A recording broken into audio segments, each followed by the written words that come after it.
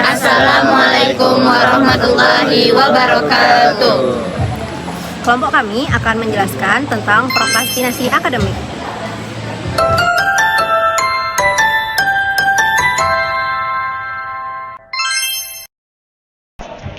Melalui video ini, kami akan membahas fenomena prokrastinasi akademik melalui studi kasus dan menganalisisnya dengan konsep-konsep dalam pengantar psikologi. Sebagai mahasiswa, kita sering dihadapkan dengan berbagai tuntunan akademik seperti tugas, laporan, dan ujian. Namun, banyak mahasiswa justru menunda mengerjakan tersebut meskipun mengetahui dampaknya. Perilaku ini disebut sebagai prokrastinasi akademik. Kami mengambil contoh seorang mahasiswa, sebut saja Nadine. Nadine adalah mahasiswa aktif yang memiliki banyak tugas perkuliahan. Pada awalnya, Nadine berniat menyelesaikan tugas lebih awal. Namun, ketika mulai mengerjakan, ia sering mengalihkan perhatiannya ke aktivitas lain, seperti media sosial dan hiburan digital.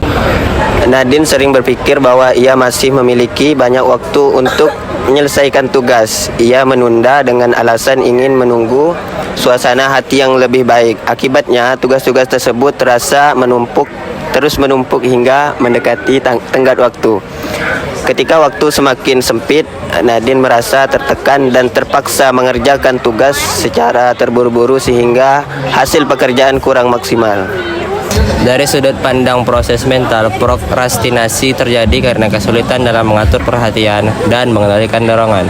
Nadine cenderung menghindari tugas yang dianggap berat dan lebih memilih aktivitas yang memberikan kepuasan instan. Selain itu, Nadine juga mengalami distansi berpikir, seperti merasa bahwa ia bisa bekerja lebih efektif di bawah tekanan, padahal pola pikir ini justru memperkuat kebiasaan menunda-nunda. Dalam konteks belajar, prokrastinasi berdampak pada menurunnya kualitas pembelajaran karena waktu belajar menjadi singkat dan tidak teratur. Nadine lebih fokus pada penyelesaian tugas daripada memahami materi. Akibatnya, pembelajaran lebih kurang bermakna dan prestasi akademik berpotensi lebih menurun.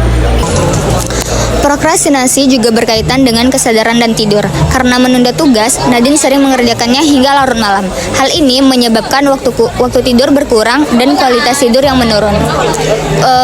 Kurangnya tidur berdampak pada menurunnya konsentrasi, kewaspadaan, dan kesiapan mental Nadine dalam mengikuti kegiatan perkuliahan.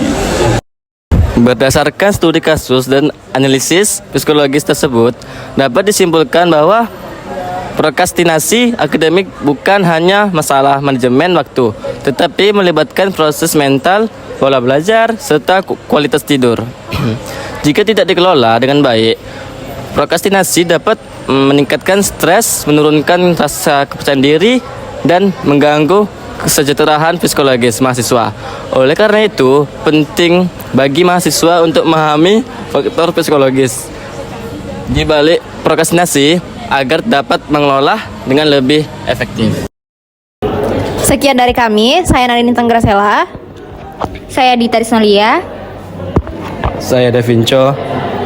Saya Habib Adani Riyadi. Saya Nazwa Amira. Saya Syarkawi. Saya Zahra Isbat Rayafi.